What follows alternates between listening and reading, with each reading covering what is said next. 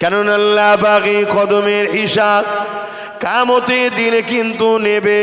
ওরে আমার বান্দা বান্দি রে, আমি আল্লাহ তোদেরকে দুটো পা দিয়েছিলাম রে, আমি আল্লাহ তোদেরকে যদি দুটো পা না দিতাম তোরা পরমপেক্ষী হয়ে থাকতে, তোরা নিজেদের ওপরে নির্ভর করে ঘুরতে পারতিস না। আমি আল্লাহ তোদেরকে দুটো পা দিয়েছিলাম, এই পা দিয়ে তোরা তোদের মনের মতো নিজের ইচ্ছা মতো স্বাধীন মতো নিজের মতো করে যেখানে খুশি যেতে পারবে। তবে বান্দারে, আমার দিয়া পা দিয়ে আমার দুশ্মনদের কাজে যাবি না, আমার দিয়া পা দিয়ে আমি যে জায়গাকে যাওয়া পছন্দ করি ওই জায়গাতে যাবি না। ওরে আমার বান্দা বান্দি রে, আমি আল্লাহ তোদেরকে পা দিয়েছি, এই পা দিয়ে মসজিদে যাবে, এই পা দিয়ে মাদ্রাসায় যাবে, এই পা দিয়ে আলেমে হাক্কানি আল্লাহওয়ালাদের কাছে যাবে, এই পা দিয়ে কোরআনের মাহফিলে যাবে, এই পা দিয়ে হালাল ইনকাম করার জন্য যাবে, এই পা দিয়ে মা বাপের কাছে যাবি, এই পা দিয়ে গরিব দুঃখীদের কাছে যাবে, এই পা দিয়ে অসহায়দের জন্য আগিয়ে যাবে। আরে আমার বান্দা বান্দি রে, আমি আল্লাহ তোদেরকে দুটো পা দিলাম, এই পা দিয়ে এক কথায় আমার রাস্তাতে চলবে। আমার রাস্তাটা কোন রাস্তা? যে রাস্তা হলো রাসূলুল্লাহর রাস্তা।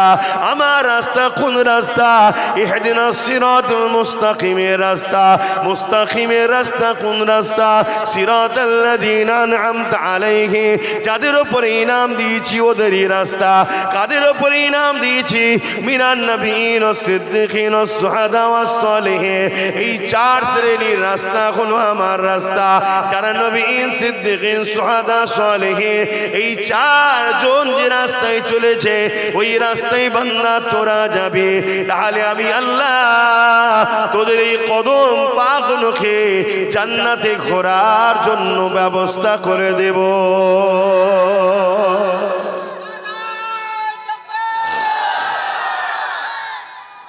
আল্লাহু আকবার, জিন্দাবাদ। আর নচেত যদি বুরাই রাস্তায় যাস, শয়তানের রাস্তায় যাস, ধোকার রাস্তায় যাস, গানে যাস, যাত্রায় যাস, ফাংশনে যাস, সিনেমায় যাস, ফাসেকদের কাছে যাস, বেফজুল বেশরিয়াতি কথা, সমাজ বিরোধী কথা, ইসলাম বিরোধী কথা, শরাবি, জালিম, ইসলাম বিরোধী যারা, তাদের কাছে যদি আমার দিয়া পা দিয়া গিয়ে বসিস, মনে রেখিস আমি আল্লাহ এই পায়ের কিন্তু হিসাব কিয়ামতের দিন লব। ওয়াল তানজুরু নাফসুম মা কদ্দামাত, এটাই নফসকে আল্লাহ ভাবতে বলেছে।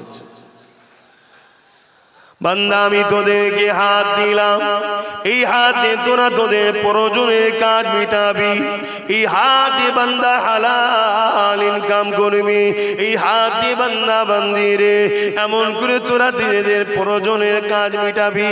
ওরে আমার বান্দা বান্দি রে, এই হাতে গরিবকে সেবা করবে, এতিমদের সেবা করবে, মা বাপের সেবা করবে।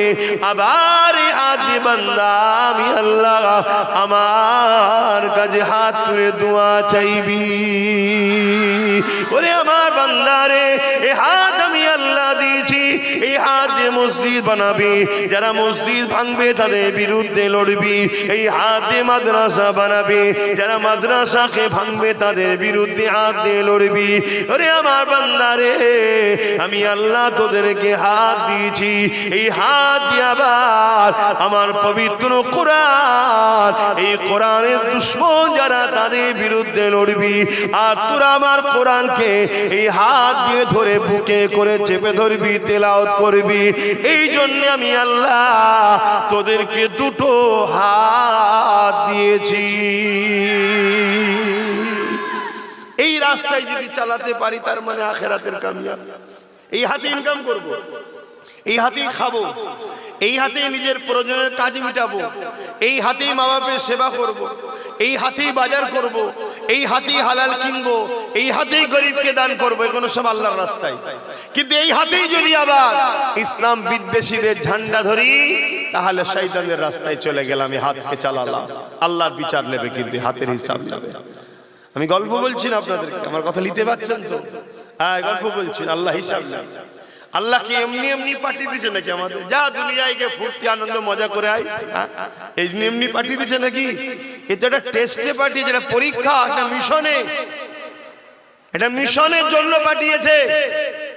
আমি AK-47 দিলাম, ইউনিফর্ম দিলাম, মাস গেলে মাইনে দিচ্ছি, বর্ডারে দাঁড় করিয়েছি, দামি দামি চাল কম পয়সা খাওয়াচ্ছি, সবকিছু ফ্রি, সব ব্যবস্থা করে দিয়েছি। এমনি এমনি নয়।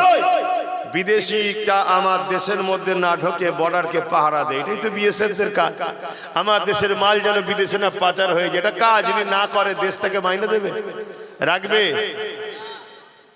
উপরন্ত আবার তারা যদি দেশের দুশ্মনদের সঙ্গে হাত মিলায়, তাহলে শাস্তি আছে না? নাই। তাহলে আল্লাহ তোমাকে আমাকে সব দিল, জমিন দিল, আসমান দিল, জান দিল, জিন্দেগি দিল, দুটো চোখ দিল, হাত দিল, পা দিল, কত রকম খাদ্য ফল মূল দিল। এমনি এমনি নাকি?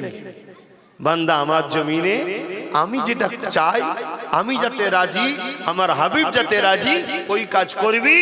আর যেতে আমার হাবিব নারাজ, ওই কাজ করবি না। ভালো লোকের সঙ্গে মিশবি, চরিত্রবানের সঙ্গে মিশবি, ভদ্রবানের সঙ্গে মিশবি। আমার পক্ষে যারা তোদেরকে ডাকবে তাদের সঙ্গে মিশবি। যারা সমাজ বিরোধী, দেশদ্রোহী, গাদ্দার, খুনি, চরিত্রহীন, জেনাখোর, ব্যভিচারী, বদমাইশ, তাদের সঙ্গে মিশবি না। এই তো কথা, এটাই তো জিন্দেগি। আর এইটাই করলি তো আখিরাতে কামিয়াবি। তোমাকে আলাদা করে কোনো পাহাড় কাটতে আল্লাহ বলেন যে পাহাড়টা কেটে আয় তবে জান্নাত দেবো, সূর্যটাকে নেপিয়ে লিয়াই জান্নাত দেবো, চাঁদে যে ঘুরে আয় তবে জান্নাত দেবো, সাগরের পানিকে শুকিয়ে দিয়ে ছেঁচে দেখা তারপরে জান্নাত দেবো, আল্লাহ বলেছে নাকি? তোমাকে ভালো হতে বলেছে, আর ভালো লোকের সঙ্গে মিশতে বলেছে। আর অন্যায় যে করবে আমার জমিনের ওপরে, তোরা সংগঠিত হয়ে তাকে রোক, তাকে রোক। এখানে জমিন আল্লাহর, এখানে আল্লাহর রাজত্ব চলবে, এখানে আল্লাহর কথা চলবে, এখানে কারো মনমানি কথা চলবে না। আজ বড় দুঃখের বিষয়, আমরা সংগঠিত নই, ঐক্য নই। আমাদের কিছু ভাই চলে গেছে এ ডাকাতের সাথে, কিছু গেছে ও চোরের সাথে, কিছু গেছে মাতালের সাথে, কিছু গেছে মুনাফিকের সাথে। আমরা টুকরো টুকরো হয়ে গেছি বলে আল্লাহ জমিনের উপরে আজকে যা খুশি তাই হচ্ছে। যদি আমরা সবাই এক প্ল্যাটফর্মে দাঁড়াতে পারি, ইনশাআল্লাহ এই জমিনের উপরে অন্যায়, অত্যাচার, জুলুম, খুন, দাঙ্গা, ফাসাদ, নারীদের উপরে জুলুম, রেপ, সবটা ইনশাআল্লাহ বন্ধ হয়ে যাবে। জোরে বলুন সুবহানাল্লাহ। এটাই তোমাদের কাজ। আর এইটা যদি করে যেতে পারি, আল্লাহ আমি দুনিয়াতে হালাল ইনকাম করেছি, হালাল খেয়েছি, পরিবারকে পর্দায় রেখেছি, ভালোবেসেছি, সন্তান হয়েছিল, সন্তানকে আপনার নবীর প্রেম, আপনার প্রেম, আপনার আহলে রাসূলদের প্রেম, কোরআনের শিক্ষা দিয়েছি, তাকে ডাক্তার বানিয়েছিলাম, উকিল বানিয়েছিলাম, জিএম বানিয়েছিলাম। আল্লাহ এমন করে কোনো গরিবের মাল ঝেড়ে খাইনি, গরিবকে সাহায্য করেছি, বড়দের সম্মান, ছোটদের স্নেহ করেছি, নামাজ পড়েছি, মসজিদের পক্ষে ছিলাম, মাদ্রাসার পক্ষে ছিলাম, গরিবের পক্ষে ছিলাম।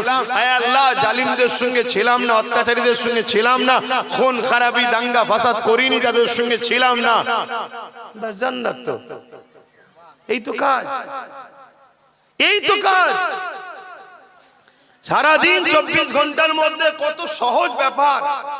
ফজর বেলা নামাজ পড়া, আবার জোহর বেলা নামাজ পড়া, এই ফজর থেকে জোহর পর্যন্ত তোমাকে হালাল ইনকামের জন্য চেষ্টা করতে হবে। পড়াশোনা যারা করছো পড়াশোনা করো, বড় হও, হালাল ইনকাম করবে। আবার জোহরের নামাজের পর খাওয়া দাওয়া করে তুমি একটু কাইলুলা করো। কাইলুলা করার পর তোমাকে বিকেল বেলা উঠলে ফজর আসরের নামাজ পড়লে, একটু ঘোরাঘুরি করলে, মন ফ্রি হলো। কথা বুঝে আসছে? বাচ্চা থাকলে বাচ্চার সঙ্গে সময় দিলে, বা দোকান খোলা থাকলে দোকান খুললে, আবার হালাল ইনকাম করো। আবার সন্ধ্যেবেলা ওয়াক্ত হলো, নামাজ পড়লে, দোকান খুললে, নামাজ বসলে, ঈশা পর্যন্ত কি আর একটু রাত পর্যন্ত দোকান চালালে, চালিয়ে ঘরে এসে ফ্রেশ হয়ে নামাজটা পড়ে খাওয়া দাওয়া করে আল্লাহর নাম নিয়ে শুয়ে পড়লে, দরুদ শরীফ পড়তে পড়তে ঘুমিয়ে পড়লে। এই তো রুটিন। কিন্তু এর মধ্যে কোনো অন্যায়কারীর সঙ্গে সাথ দেবে না, আর কারোর উপরে জুলুম করবে না। তোমার জন্যই তো জান্নাত। কিন্তু হায় আফসোস, এই সামান্য কাজ আমরা আল্লাহকে ভালোবাসি বলি, আল্লাহর জন্য আমরা করতে পারছি না। এ কেমন প্রেম! অথচ দুনিয়ার জালিমদেরকে যারা ভালোবাসে, তারা জালিমদের জন্য মানুষকে খুন করছে। আল্লাহ তোমায় খুন করতে বলেছে নাকি? তা তো বলে নাই, যোকে মেরে দিয়া, আল্লাহ বলে না। কথা বুঝে আসছে? তাহলে সেই জায়গায় আজকে কি করছি আমরা ভাবে, কিন্তু যেতে আল্লাহর কাছে হবে। সবাইকে কিয়ামতের দিন দাঁড়াতে হবে, ময়দানে মাশরে সবাইকে উঠতে হবে। ওই দিন আল্লাহ পাক কিন্তু বিচারটা নেবে। তিনি হাকামুল হাকিমিন হবেন, নাই বিচারক, নাই পরাণ, নাই বিচারক হবে। আমাকে ওই দিন উঠতে হবে, আপনাদেরকে উঠতে হবে, বাবা আদমকে উঠতে হবে, আম্মা হাওয়াকে উঠতে হবে। তামাম নবীরা ময়দানে মাশরে থাকবে, আমি আপনিও থাকবো। কিয়ামতের সেদিন পর্যন্ত সবাইকে ওই ময়দানে মাশরে উঠতে হবে। আমার আম্মা জানেরা, আপনাদের ওই ময়দানে মাশরে উঠতে হবে। মনে রাখবেন, এই দিনটা এত কঠিন দিন হবে, যেদিন মাথার এক বেজা ইখতিলাফ, এক হাত উপরে আল্লাহ সূর্য নামিয়ে দেবে। মাথার ক্ষীণগুলো গলে গলে ওই সূর্যের তাপেতে জমিনে পড়তে থাকবে, এবং জমিনটা লোহা যেমন আগুনে দিলে পুড়ে পুড়ে লাল হয়ে যায়, ওই সূর্যের তাপেতে জমিনটা লাল হয়ে যাবে। একটুখানি ছেলে তোরা তো মোবাইল খালি, কার ছেলে এটা? এত করে তোমাদেরকে বুঝাই বাচ্চাদের হাতে ফোন দেবে না, ফোন দেবে না, ফোন দেবে না।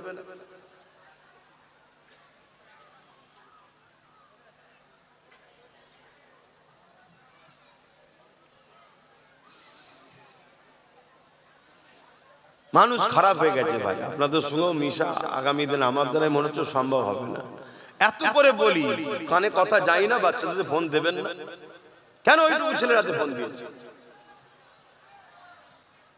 আর ওইদিকে আমার মা বোনরা দেখেন না, কথা বলেই যাচ্ছে, বলেই যাচ্ছে।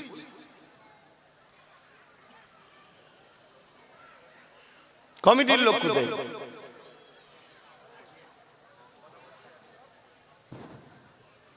আর 10 হাত দূরে করতে পারতো তো প্যান্ডেলটা, তাহলে তুমি মিটে যেত।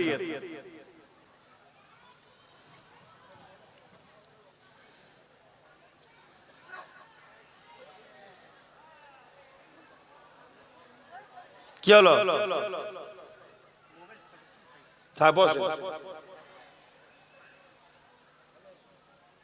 বসে পড়েন।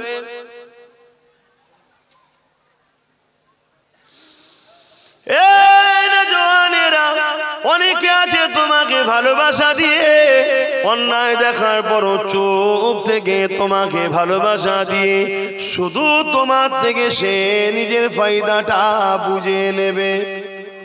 শুনছো তো? অনেকে আছে, তুমি অন্যায় করবে দেখবে, তাও তোমাকে ভালোবাসা দিয়ে নিজের ফায়দাটা লুটে নেবে। আমি পারি, কিন্তু না, আমি সেই রকম ভালো তোমায় বাসি না, তাই অন্যায় দেখলে ধরি না। কি দরকার আছে? তোমার ছেলে মোবাইল দেখে বড় হলে তোমাকে পিটিবে, তো আমার কি যায় আসে? আমি আমার ছেলেকে আলহামদুলিল্লাহ চেষ্টা করি, যত যাই হোক, কেঁদে কোকিয়ে গেলেও মোবাইলের সাথে কোনো সম্পর্ক নাই। তুই একদিন কাঁদবি, দুদিন কাঁদবি, আর মোবাইল থাকলে সারা জীবন কাঁদবে ছেলেরা। এই মোবাইল এত খারাপ জিনিস। আর যেদিন বড় হয়ে যাবে, বুঝতে শিখবে, সেদিন ওর পয়সা ও কিনুক না, সেদিন প্রয়োজনের জন্য কিনবে, সেদিন ভালো হবে। আসেন জি, কথা আলোচনা করতেছিলাম, কিয়ামতটা তো কঠিন দিন হবে। আল্লাহ নবী জানিয়ে দিলেন, যে দিনেতে বাপ ছেলে হবে না, ছেলে বাপের হবে না, মা মেয়ের হবে না, মেয়ে মায়ের হবে না, এক কথাও চিনে না চিনার ভান করবে। ওই কিয়ামতের দিনেতে এমন সময় একজন বান্দার হিসাব নেওয়া হবে, যে হিসাব নেওয়ার পরে দেখা যাবে একটা মাত্র নেকি কম পড়ে গেছে তার। আল্লাহ পাক বলবে, বান্দারে, তোমার যদি আর একটা নেকি থাকতো বান্দা, তাহলে আমি আল্লাহ তোমাকে জান্নাতি করে দিতাম। এ বান্দারে, একটা নেকি কম তোমার পড়ে গেছে। আজকে যতগুলো মানুষ এখানে বসে আছে, বলুন তো দেখি, প্রতিটা মুহূর্তে আপনাদের বসে থাকার দরুন নেকি হচ্ছে না হয়নি? এক তো জান্নাতের বাগান, আবার নবীর একটা কথাকে মানছো। রাসূল বলেছেন মাহফিলে গিয়ে বসতে, নবীর ওই কথার সুন্নাত পালন করছো, তাহলে নেকি হচ্ছে তো। কিয়ামতের দিনে একটা নেকি কম পড়ে যাওয়ার জন্য লোক ধরা পড়ে যাবে।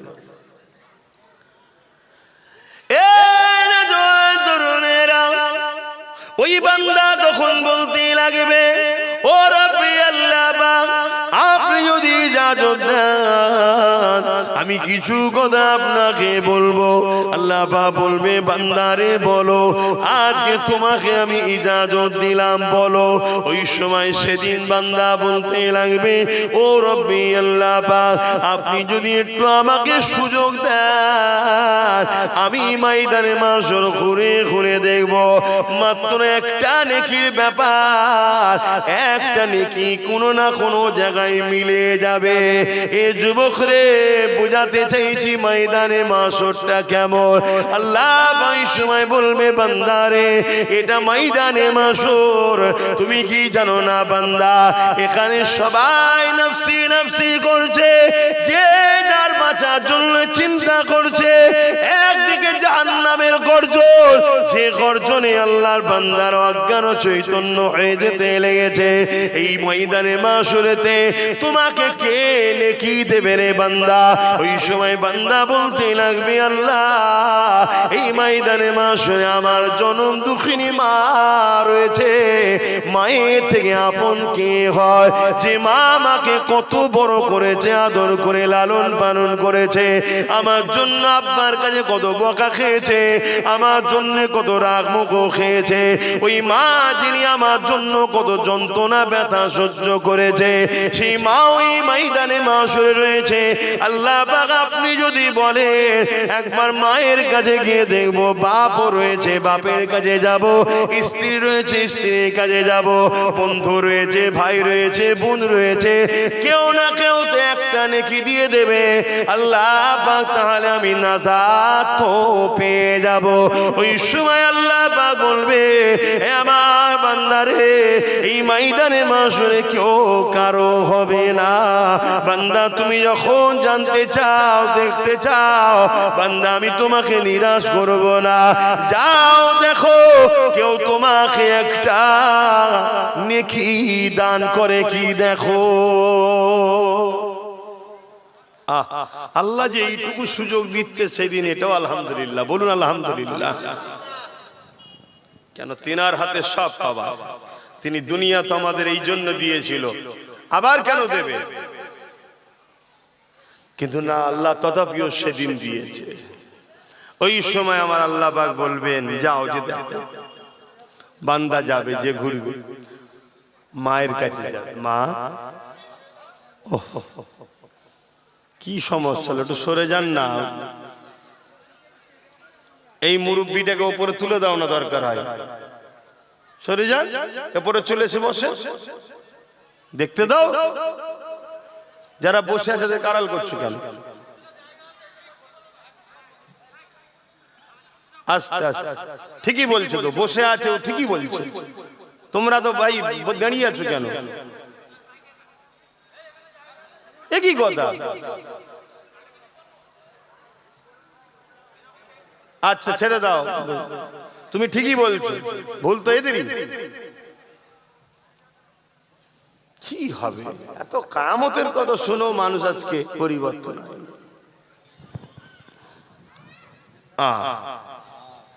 কিয়ামতের দিন আল্লাহ ঘোষণা দেবে,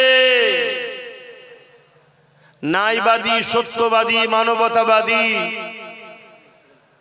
আর জালিম অত্যাচারী দুজনের কাতার আলাদা হয়ে যাও, ন্যায়বাদীদের থেকে বেরিয়ে যাও, আলাদা হয়ে যাও। তুমি কি ভাবছো আমি আলাদা হব না, রয়ে যাব নাকি? এটা কি আব্বাস সিদ্দিকীর হুকুম নাকি? বসে যাও, বসছো না? আসল কথা সব জিনিস বুঝিয়ে বলা যায় না, কিছুটা অনুভব করতে হয়। যখন একটা বিমার হয়, একটা পেটের যন্ত্রণা যখন হয়, আমাদের কি দশা হয়? সামান্য একটা পেটের যন্ত্রণায় জন ছেলে যখন হয় কাতরায় কাতরায় যাবে, কখনো কখনো হসপিটাল ঘুরতে যাবে, দেখবে বিমারদের কি হচ্ছে। কখনো কখনো কবরস্থানে ধারে যাবে একটু, যে দেখবে তোমাদের মতো এরকম সব রক্ত গরমওয়ালা জন ছিল একদিন, তাদের হাঁ হয়ে পড়ে আছে, ভেতরে কি দেখা যাচ্ছে না, হাড় হাড্ডি পড়ে আছে। শুনছো আমার ভাইগুলো, বেশি গরম ভালো নয়, একটু পরিবর্তন হয়। জানি হালকা বয়সে একটু হয় রে বাবা, কিন্তু এত গাফলতি কেন?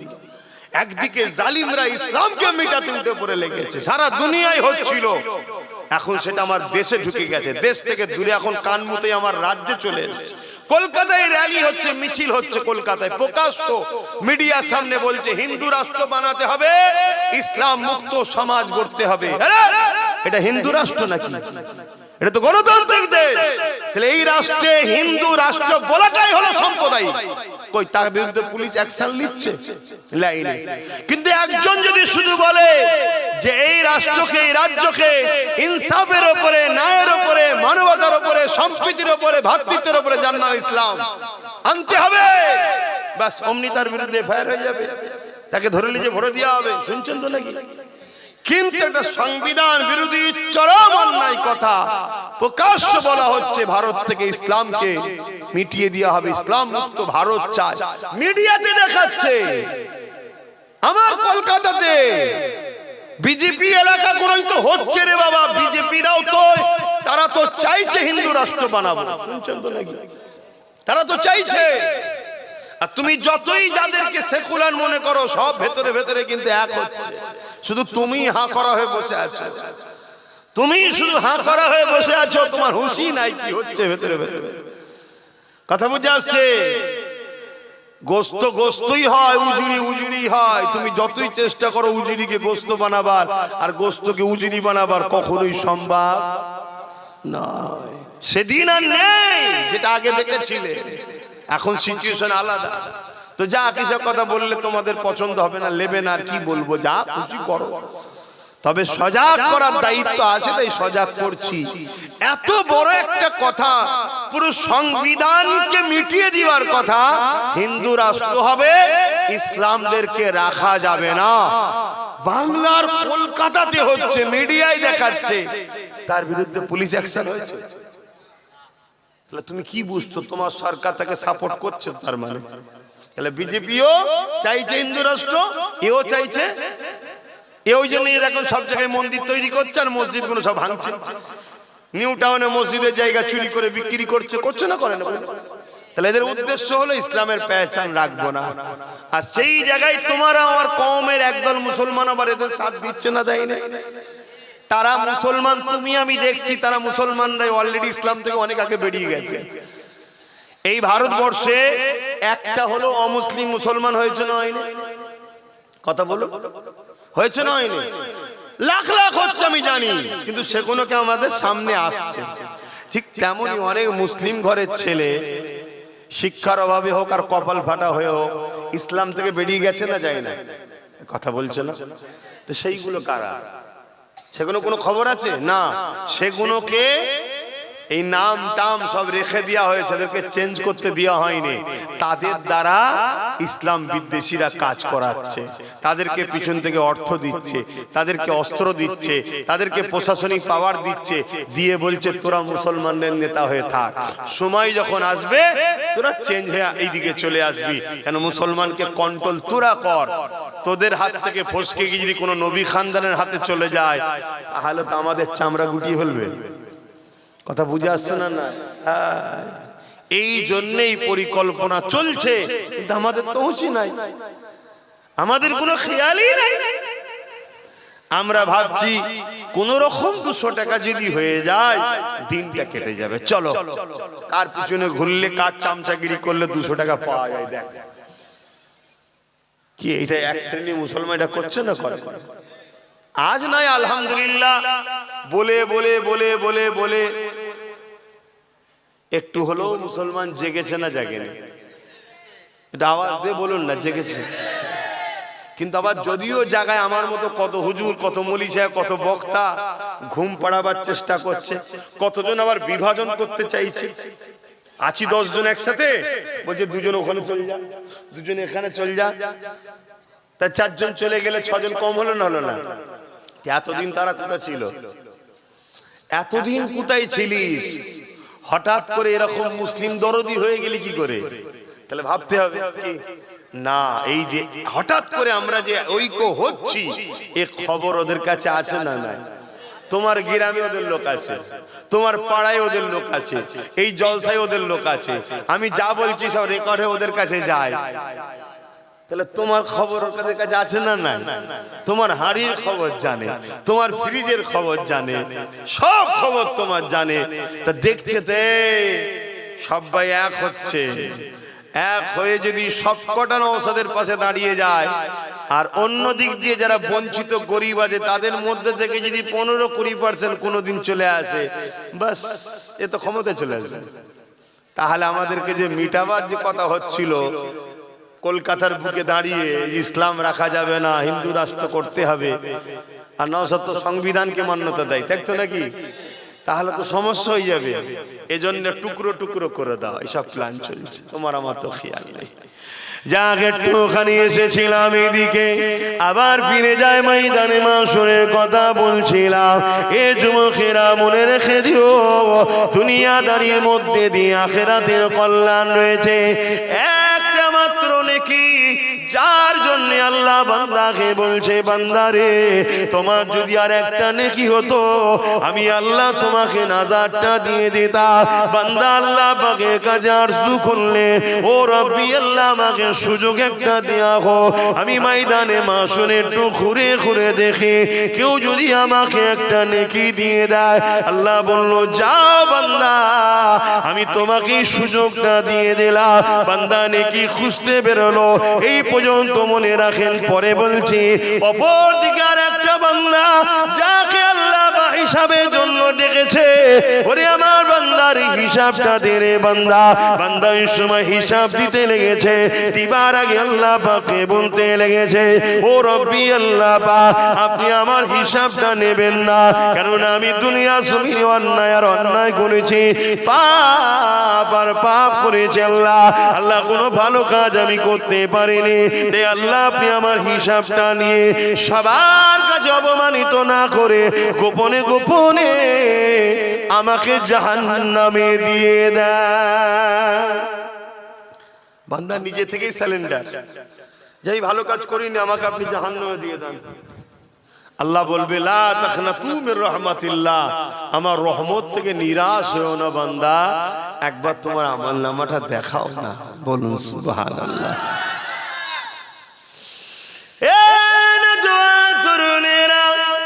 আল্লাহ পাক কুদরতি ভাবে বান্দার আমলনামা দেখবে, ওই আমলনামার মধ্যে দেখা যাবে শুধু অন্যায় অন্যায়, ভুল ভ্রান্তি, পাপে ভরা।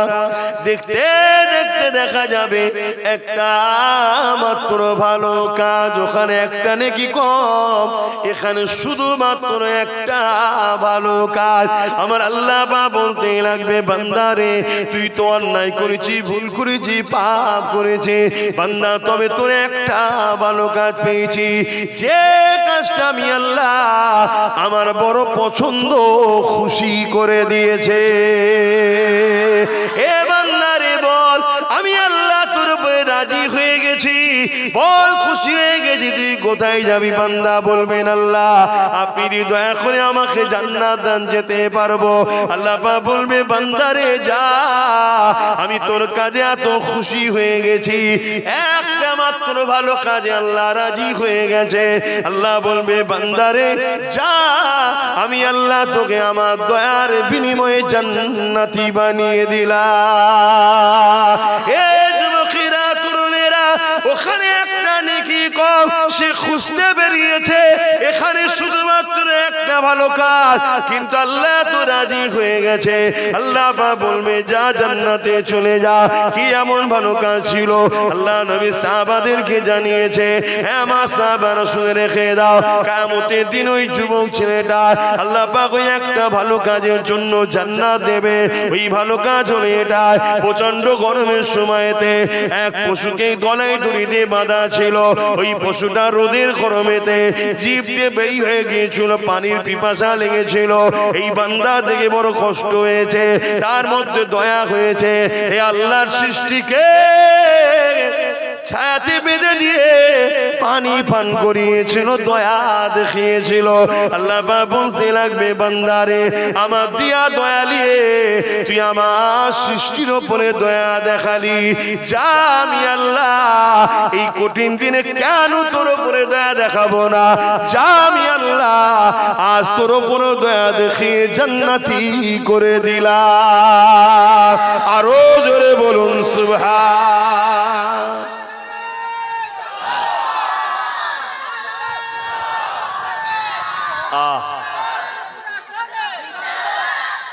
ভাবেন, যেদিন পশুটা বাঁধা ছিল, অসহায়, সে যেতে পারছে না, রোদে ছটফট করছে, পিপাসা লেগেছে, ওই অবস্থায় বান্দা তার উপরে দয়া দেখিয়েছে। ময়দানে মাহশরে আমরা অসহায় না, অসহায় নয়? তাহলে আল্লাহ বলছে, তুই যদি আমার সৃষ্টির অসহায় সময় তার সাথ দিস, তাহলে যেদিন তুই অসহায় হবি ময়দানে মাহশরে, আমি আল্লাহ রহমান রহিম কেন তোর সাথ দেব না, যা তোকে দয়া করে জান্নাত দিলাম। জোরে বলুন সুবহানাল্লাহ। তাহলে আজ যদি আমরা এতিম বাচ্চারা অসহায়, গরিব বাচ্চারা অসহায়, বিধবারা অসহায়, সমাজের কোন গরিব এতিম অসহায়ের উপরে যদি জুলুম হয়, যদি তুমি তার সাথ দিয়ে তাকে জুলুম থেকে মুক্ত করতে পারো, তাহলে কিয়ামতের দিন তুমি যখন অসহায় হবে, আমার আল্লাহ তোমার সেদিন রহমত দ্বারা তোমাকে অসহায় থেকে মুক্ত করে জান্নাতে দেবে। জোরে বলুন সুবহানাল্লাহ। এজন্য আল্লাহ নবী বলেছেন, তুমি যদি আল্লাহর দয়া পেতে চাও, তুমি আল্লাহর সৃষ্টির উপরে দয়া করো। সে সৃষ্টির মধ্যে শ্রেষ্ঠ সৃষ্টি আবার মানুষ, সৃষ্টির উপরে দয়া করো। কিন্তু আজ আমরা মানুষ কি মানুষের উপরে দয়া করছি? সেই মানুষ যদি হিন্দু হয়, আদিবাসী হয়, সাঁওতাল হয়, বাগদি হয়, খ্রিস্টান হয়, সেও যদি বিপদে পড়ে তার উপরে দয়া দেখানো দরকার আছে না? না, অবশ্যই মানুষ, সে আল্লাহর সৃষ্টি। পাশাপাশি জীব জন্তু যদি বিপদে পড়ে তার উপরে দয়া দেখানো দরকার আছে না? নাই। কিন্তু আমরা সোশ্যাল মিডিয়ায় কি দেখছি, ছোট্ট ছোট্ট বাচ্চা গরিব এতিম হওয়ার দরুন পেটের জ্বালায় যদি কেউ কারো খাবার নিয়ে নেয়, তাকে গাছে বেঁধে একদল লোক পিটছে। আর কোটি কোটি টাকার 100, 200, 300, 400, 1000 কোটি টাকার চোর নেতাগুলোকে ওই মানুষগুলোই আবার তাদের পিছনে ছুটছে, নেতাজি জিন্দাবাদ, নেতাজি জিন্দাবাদ। তা খোদার গজব আমাদের উপরে হবে না? একটা গরিব মানুষের ছেলে পেটের জ্বালায় রুটি চুরি করেছে, বা কিছু খাবার চুরি করেছে, বা কারো কাছে আম চুরি করেছে, হালকা বয়সের ছেলে। এই তো কিছুদিন আগে একটা কোন জায়গায় আম চুরি করেছিল, সে অমুসলিম ঘরের ছেলে ছিল, তো কি হয়েছে, বাচ্চা ছেলে, তাকে মারতে মারতে মেরে ফেললো। ভুলে গেছেন কি আপনারা? জানেন না কিনা? আমি ভুলিনি, আমার সব মনে থাকে। তাহলে আজকে তাকে দেখা যাচ্ছে বেঁধে পিটছে। কিছুদিন আগে দেখেছেন পুলিশ পর্যন্ত মারছে একটা বাচ্চা ছেলে, পুলিশের সামনে, পুলিশের সামনে একটা বাচ্চা ছেলেকে মারা হচ্ছে। সে কিছু চুরি করেছে। মায়ের পেট থেকে কেউ চোর হয়ে বেরোয় না, সমাজ থেকে অবহেলিত করেছে, সমাজ থেকে শিক্ষা দেয়নি, পড়ার সময় সমাজ থেকে খাতা পেন দেয়নি, সমাজ থেকে স্কুলে নিয়ে যাওয়ার ব্যবস্থা করেনি। শুধু কি বাপ মারই দায়িত্ব? মানুষ হিসেবে মানুষের দায়িত্ব আছে না? আজকে যদি বাপ মারই শুধু দায়িত্ব থাকতো, তাহলে আমার নলেজ সিটি করার দরকার নেই। কারণ নলেজ সিটি করতে গিয়ে আমার মানসিক চিন্তা যাচ্ছে, শরীর যাচ্ছে, সময় দিতে পারছি না নিজের পরিবার, কাজ কামের কাছে, সন্তানের কাছে, নিজের গাঁটে লক্ষ লক্ষ টাকা যাচ্ছে। কেন? সমাজের অনেক গরিব বাচ্চা আছে যাদেরকে যদি আমরা অবহেলিত করি, তাহলে তারা মানুষের মতো মানুষ হবে না। আজকে সেই এতিম অসহায় বাচ্চাগুলোকে লিজিরি ভর্তি করতে পারি। তোমাদেরকেও বলে যাচ্ছি, অনেক জায়গায় বলেছি, আজকেও বলছি, তোমাদের যদি কারো এলাকায় জানাশোনা থাকে এতিম বাচ্চা, কেউ নেই দেখাশোনা করার, ওই বাচ্চাকে তোমরা দায়িত্ব নিয়ে আমার সাথে যোগাযোগ করিয়ে দাও। ওই বাচ্চাকে সম্পূর্ণ ফ্রিতে আমি তাকে পড়িয়ে জেনারেল লাইনের শিক্ষা, নলেজ সিটিতে মাদ্রাসা করছি না, আমি জেনারেল লাইনের শিক্ষা করছি। মাদ্রাসা আছে, আমি 50টা মাদ্রাসা চালাই। আরো অনেক হুজুরদের, অনেক মৌলানাদের মাদ্রাসা আছে না? নাই ভাই, মাদ্রাসা দরকার আছে। আছে তো, কে বলেছে না? এই গ্রামে হয়তো মাদ্রাসা আশপাশে আছে। কি আছে মাদ্রাসা আশপাশে? এই বল্লভপুরে তো একটা মাদ্রাসা চলছে, মাদ্রাসার দরকার আছে, কিন্তু সব মৌলভী সাহেব বলে হবে? আমাদের কিছু ডাক্তার, কিছু পুলিশ, কিছু জজ, কিছু ডিএম, কিছু আইএস, কিছু আইপিএস দরকার আছে না? না, আমাদেরই বাচ্চারা যারা ডাক্তার হবে মৌলভী সাহেবের কাছে বসে অশ্বনে দিন শিখবে। আবার যখন মৌলভী সাহেব অসুস্থ হবে ডাক্তার কাছে যাবে, হুজুর এসেছেন, কি হয়েছে বাবা? আমার এই হয়েছে। আচ্ছা হুজুর আমি ট্রিটমেন্ট করে দিচ্ছি। তাহলে এখান থেকে তুই ফায়দা নিবি, ওখান থেকে তুই ফায়দা নিবি, কি আর না হয় মুসলমান হওয়ার জন্য আগামী দিন চিকিৎসাই করবে না? কি করছে না? করে না? অনেক হিন্দু ডাক্তার মুসলমান হওয়ার জন্য তাকে চিকিৎসাই করেন, রিপোর্ট দেখেছেন না? দেখেন, প্রকাশ্য বলছো মুসলমান ওকে চিকিৎসা করবো না, ও মুসলমান ও ডেলিভারি করবো না। শুনছেন কোথায় যাচ্ছে পরিস্থিতি? এই সব কিছু চিন্তা ভাবনা করে আমি নলেজ সিটা করছি। ভুল করছি না? আমার তো মনে হচ্ছে ভুলই করছি। আমি তো মাঝে মাঝে মনে হয় খালি খামাকায় কত আরামে আল্লাহ রেখেছিল, জলসা করতাম। প্রথম জীবনের কথা বলছি, ঘরে এসে ঘুমোতাম, খাওয়া দাওয়া করতাম, আবার জলসা বেরিয়ে যেতাম। খালি খামাকায় নওশাদকে দিয়ে রাজনীতিটা করাতে গেলাম, আর আমি নলেজ সিটা করতে গেলাম। ও পেরেশান, আমিও পেরেশান। না ও আমায় দেখতে পাচ্ছে না, আমি ওকে দেখতে পাচ্ছি। কালকে ঘরে ঢুকলাম, ও ঘরে নেই। আজকে সকালে ঘুম থেকে উঠলাম, ভোর 3টেই বেরিয়ে গেছে, মালদায় গেছে। তাহলে ভাবুন কি ছুটা ছুটছে ছেলেটা, একটাই ছেলে, কোথায় কোথায় ছুটছে। আর আমাদের দুজনে আবার আমাদের বাড়ির বাপ মা পেরেশান। কখন যে কি খবর আছে, কখন কাকে ধরলে চলে গেল, কখন কার গাড়িতে ঢিল ছুড়লো নাকি, কি টেনশন থাকে না? থাকে না? কি ভুল করেছি তো নাকি? হ্যাঁ বল না ভাই, সত্যি করে বল। ও ঠিক করেছি? ঠিক যখন করেছি সাথ দিচ্ছ তো? আমার ভাইটার সাথে আছো তো নাকি, না ওর বিরুদ্ধে সব? ঠিক বলছো? একটু সাক্ষী দাও দেখি কারা আছো আমার ভাইয়ের সাথে, লম্বা হাত তুলবে। ঠিক বলছো? ঠিক বলছো? আচ্ছা একটু দেখো তো ডায়ে বায়ে কেউ হাত তুলতে বাকি আছে কি, একটু দেখো না। কিন্তু কেউ বাকি থাকলে তার সঙ্গে ঝগড়া করবো না আমরা, কিন্তু চিনে লিওয়া দরকার আছে না? না কেন? আজকের লড়াই শুধু রুটির লড়াই নেই, আজকের লড়াই হচ্ছে দিদি মুদি ইসলামের দুশ্মন। সত্য না মিথ্যা? এই জোরে বলে। অতএব ইসলামের দুশ্মনের সাথ যদি কোনো মুসলমান দেয়, ওই মুসলমান মুনাফিক বলা হয়। মুনাফিক চিনা দরকার আছে না? এই জন্য বলেছি তার সাথে ঝগড়া করবো না। কেন ঝগড়া করতে পারে বাবা? দেশটা সবার, এ দেশটা সবার। এদেশে কেউ যদি মনে করে খুঁটোটা হলো আমার ভগবান, আমি পুজো করব, তাকেও দেশ রাইট দিয়েছে, কিন্তু আমি মানি না। আমি মানি এক আল্লাহ, ঠিক না বেটি? কিন্তু তা বলে ওকে বলতে পারি না মেরে ফেলবো, এটা বলার অধিকার নেই, আর ইসলামও দেয়নি। কথা বুঝে আসছে না? না তো সেই জায়গায় যদি কোনো আমার মুসলিম ঘরের ছেলে আজকে যদি ইসলামের দুশ্মনকে এখনো সাপোর্ট করে, তার স্বাধীনতা আছে, কিন্তু চিনে লিওয়া দরকার আছে না? যে এইটা ঘোলা আন্ডা আমাদের নয়, আমাদের ঘরে হয়েছে, কিন্তু আন্ডা ঘোলা হয়ে গেছে, কাল লিয়া যাবে না, এতে দূরে থাকা দরকার। কেন এই বাহ্যিক আমাদের ভেতরটা জালিমদের। কথা বুঝে আসছে না? আজান হয়ে যাক, দেখা যাক, হয় নামাজ পড়লে দোয়া করবো, তাতে কি আছে? দরুদ শরীফ আল্লাহুম্মা সাল্লি আলা।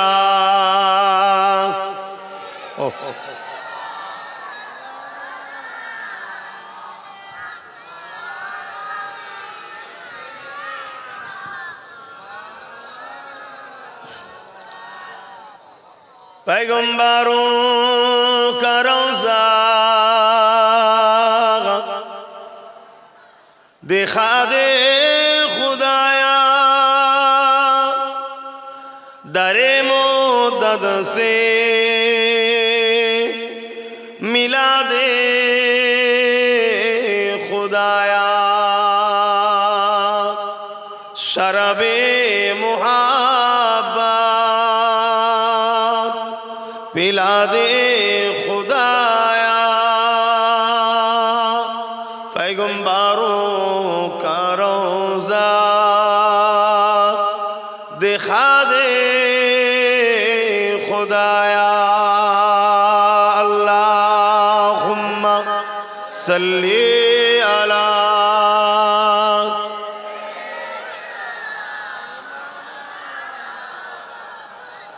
ওয়ালা আলি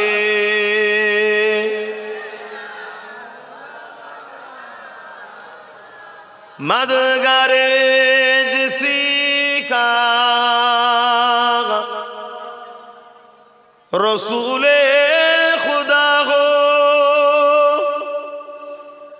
उसे और हिम्मत का परवाह किया है। मदद को चले आएंगे कमली वाला डूबते डूबते ही संभल जाएगा। अल्लाहुम्मा सल्ली अला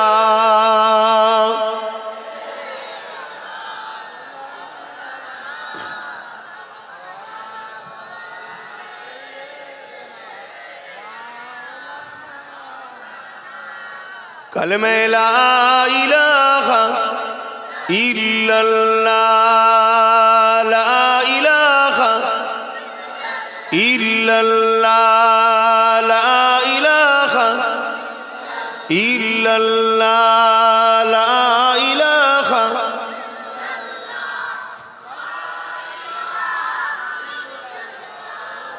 मुहम्मदुर रसूलुल्लाह। अल्लाहुम्मा सल्ली अला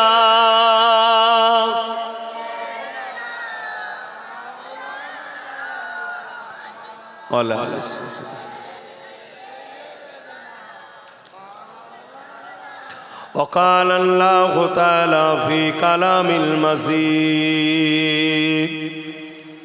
الفرقان الحميد